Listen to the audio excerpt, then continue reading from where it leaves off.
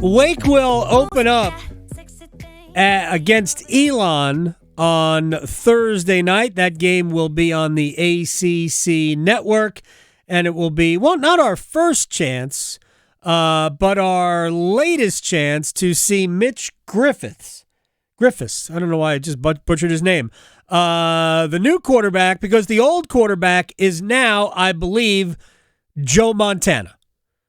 Sam Hartman and Notre Dame was a smash hit against what it amounted to air in Dublin, Ohio. Conor O'Neill from Deacons Illustrated online, and also Devils Illustrated. He covers both Wake and Duke.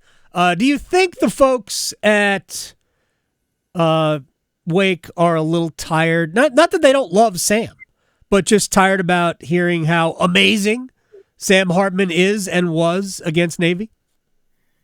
I think it's a double-edged sword. I think part of it is they're happy for Sam. Like, it's not a situation where he only put in 2 or 3 years of development at Wake.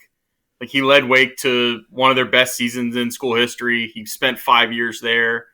He took a back seat and a red shirt in 2019 when he wasn't the starter, and kind of played the loyal number 2. He certainly could have left then. Yeah. He walked away with a degree, but yeah, I also think there's a part of it that's just like, okay, we know he's been retroactively named one of the 4 horsemen of the apocalypse here. He's Joe Montana. That's what he is.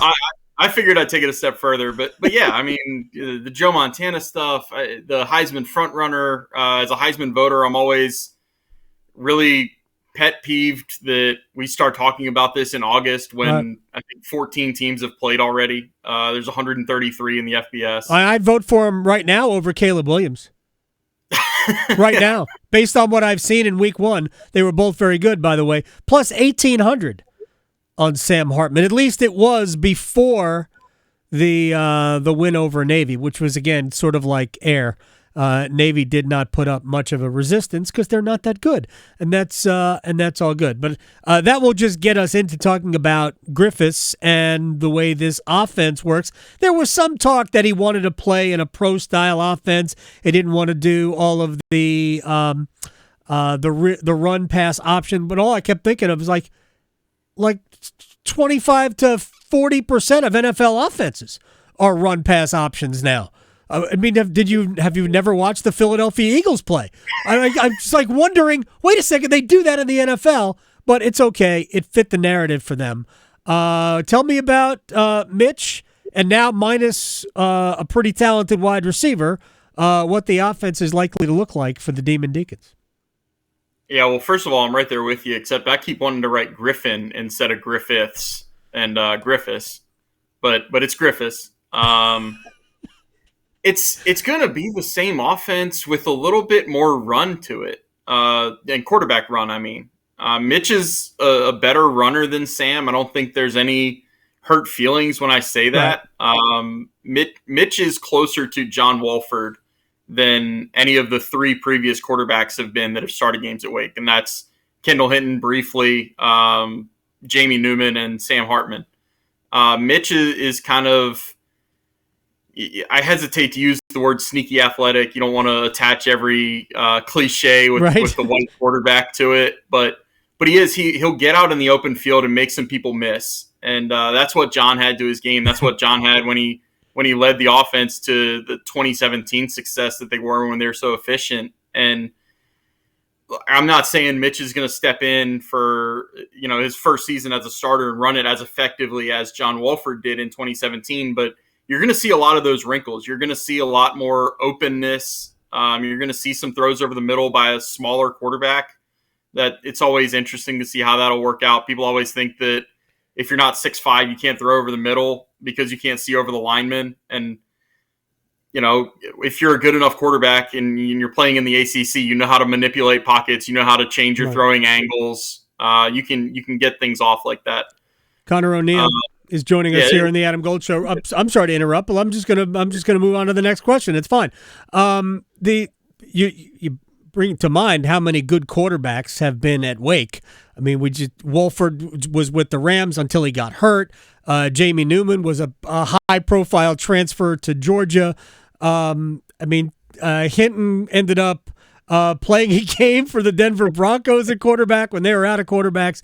What it really says is that Dave Clawson knows what the hell he's doing at Wake Forest, and now they're going to have to do this without one of the best wide receivers, somebody who was thought to be a potential All-ACC wide receiver, I guess Donovan Green is out.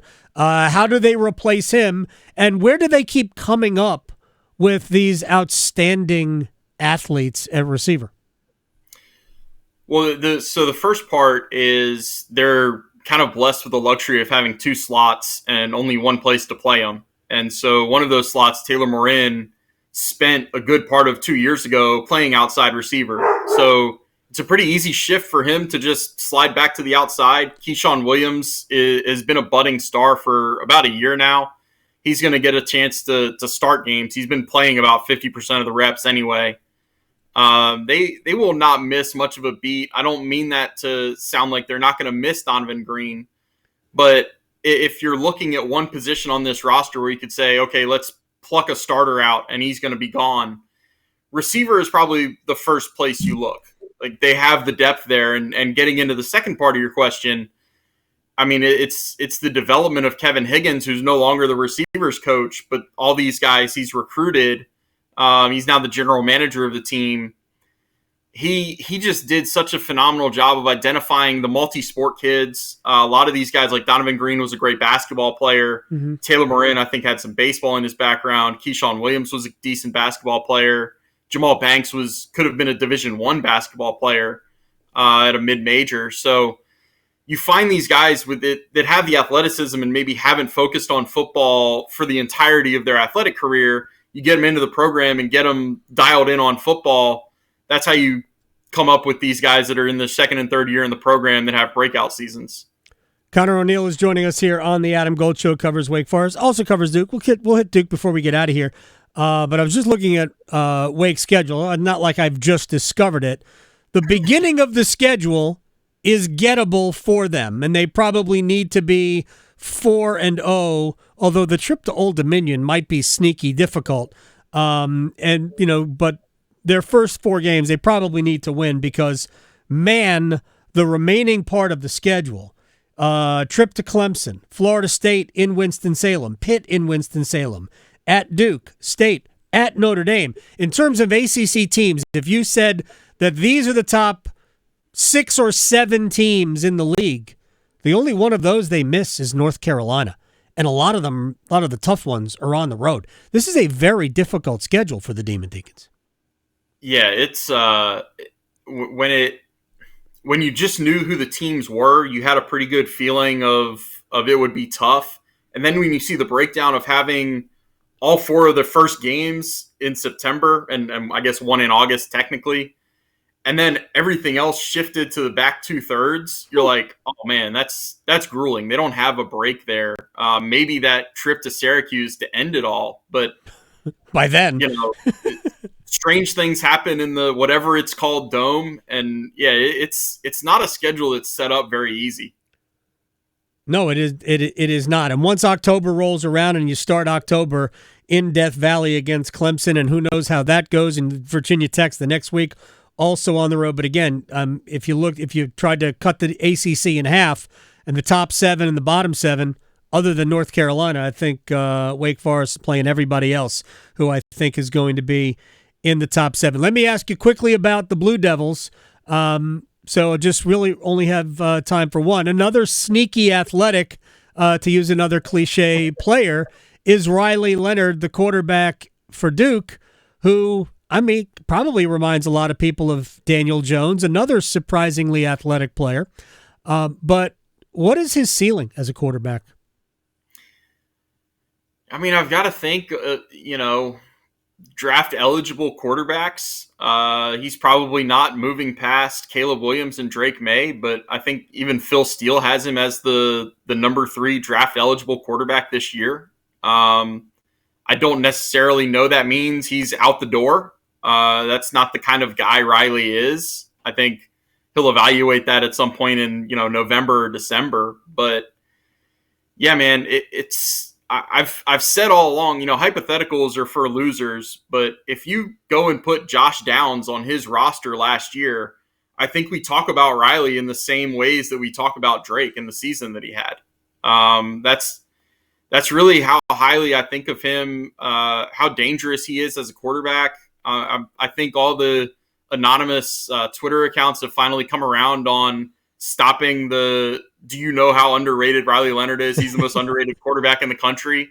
I finally stopped seeing those because everybody's talked about him for the last month or so.